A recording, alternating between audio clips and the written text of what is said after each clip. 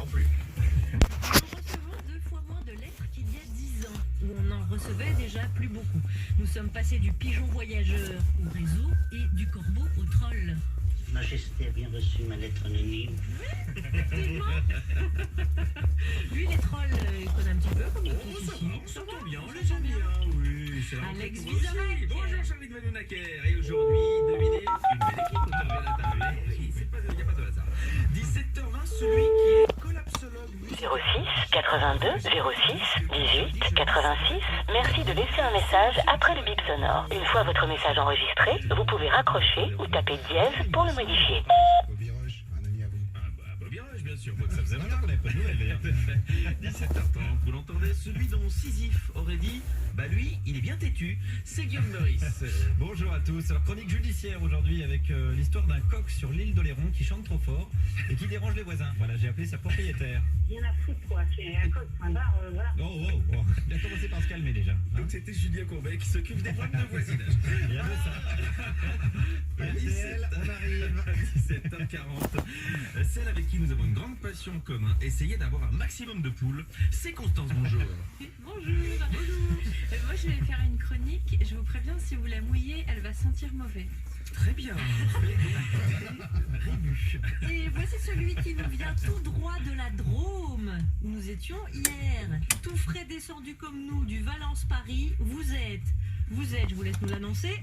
Pablo Servigne. Mais c'est lui, évidemment. France Inter, Charline Vanunacker, Alex Vizorek, Jupiter. Bienvenue Pablo Servigne. Vous êtes ingénieur agronome, vous êtes essayiste, votre objet d'étude c'est ce qu'on appelle l'effondrement. C'est, on caricature souvent en disant la fin du monde, on peut dire plus la fin de notre civilisation industrielle. Ou plus. Voire plus, effectivement. Ok, donc restons sur la fin du monde. Vous êtes l'auteur d'un best-seller, là tout le monde va dire ah oui, comment tout peut s'effondrer, et le petit manuel de collapsologie à l'usage des générations présentes, coécrit avec Raphaël Stevens.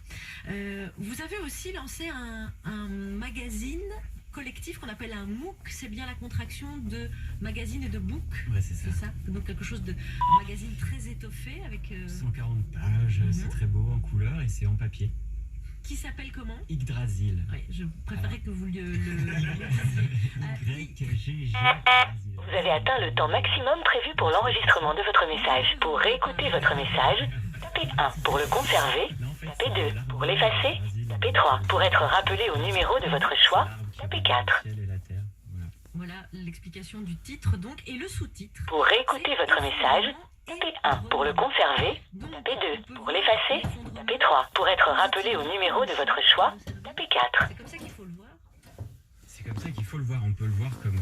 Pour réécouter votre message, tapez 1 pour le conserver, tapez 2 pour l'effacer, tapez 3 pour être rappelé au numéro de votre choix, tapez 4. Ce qui nous reste à vivre le mieux possible. Alors si vous me dites ça, oui, on a plutôt envie de jouer. Vous n'avez droit qu'à 3 essais. Veuillez réessayer ultérieurement. Au revoir. On se dit, bah alors, on va finir notre vie au bistrot et en fait c'est une des phases... Très bonne idée, allez. C'est la fin de cette émission. Non mais c'est une des phases qu'on a appelée l'aquabonisme. L'aquabon, c'est l'aquabonisme. Mais il y en a d'autres qui sont plus dans la colère et qui vont se dire bon bah il faut que ça pète, vivement que ça pète quoi, c'est les savapétistes. Et puis il y en a qui se disent bon c'est les geeks de l'effondrement qui se passionnent pour ce sujet, donc j'en suis, et puis ils deviennent collapsologues, ils essayent d'informer un maximum de gens. Il y a un peu toutes les postures, les survivalistes dans la peur qui se replient, tout ça c'est des étiquettes, des caricatures, des archétypes.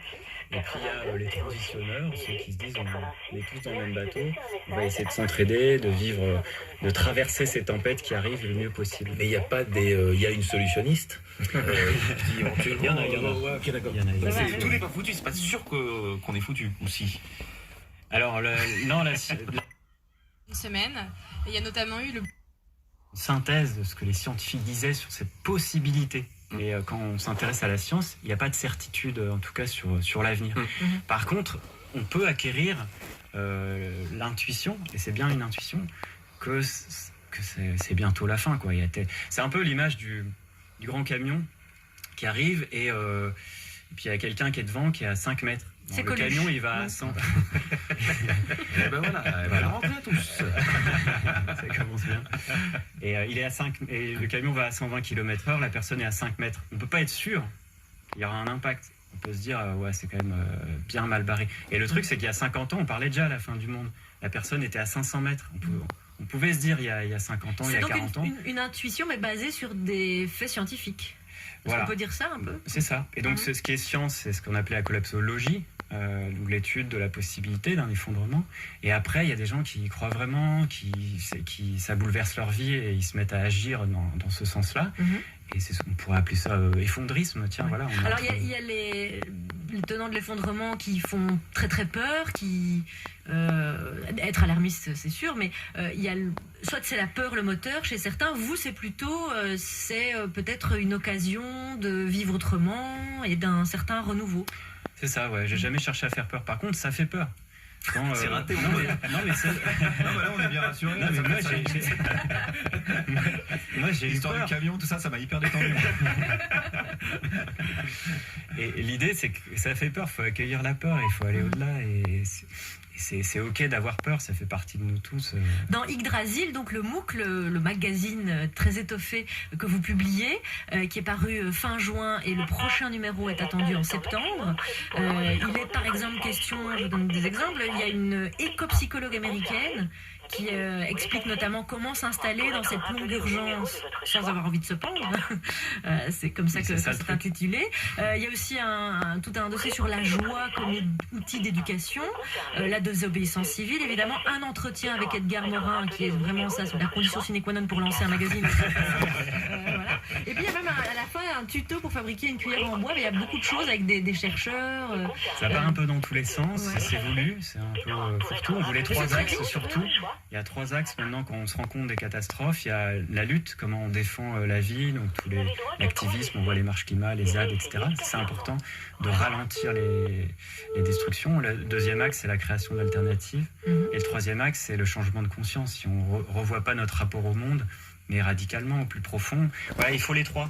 C'est un trépied. S'il manque un des pieds, on se casse la gueule. C'est un outil pour l'appréhender, cette fin de notre civilisation et l'appréhender au mieux. Il y a un gros succès de librairie, des livres qui traitent de l'effondrement. Vous, l'ouvrage que je citais, Notre fin du monde est possible, a été vendu à au moins 100 000 exemplaires aujourd'hui. Ouais, je vais pas les chiffres, mais ça doit être... On l'a publié il y a 4 ans déjà. C'est un succès. C'est très bizarre au niveau éditorial. Il y a eu un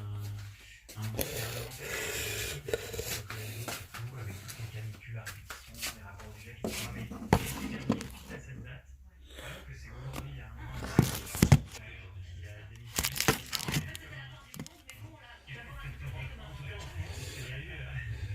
Il y a eu une fissure dans l'imaginaire des Français et les masques sont tombés, le gouvernement ne fera rien.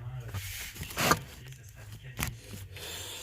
Et comme il y a beaucoup de succès de librairie sur ce thème, on peut dire que Yggdrasil se vend bien, il y a beaucoup d'abonnements. Ouais, j'ai pas trop les chiffres. Vous n'avez pas de chiffres, on a compris. Je pense que on a eu des bons retours. On vous le conseille, découvrez Yggdrasil parce que de toute façon on va tous y passer, donc autant savoir. Non mais ça c'est sûr, on va tous y passer. Je vous apprends rien, j'espère. Non, je pense qu'on va faire la classe. Chewbacca est avec nous et je pense qu'il a programmé quelque chose un peu pour vous. Les vents passent. Manu Chao.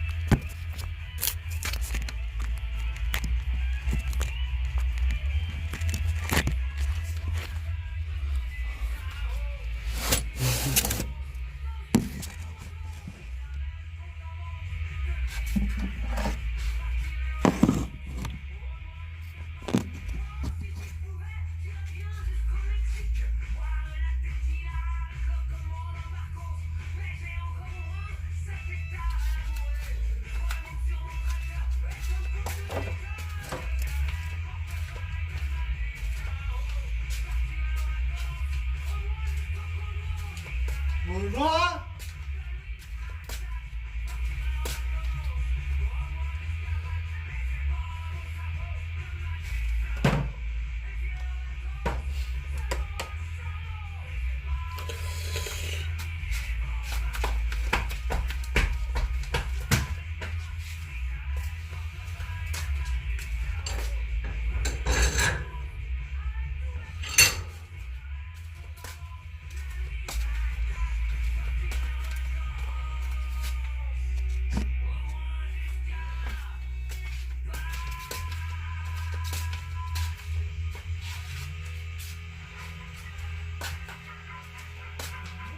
Quoi?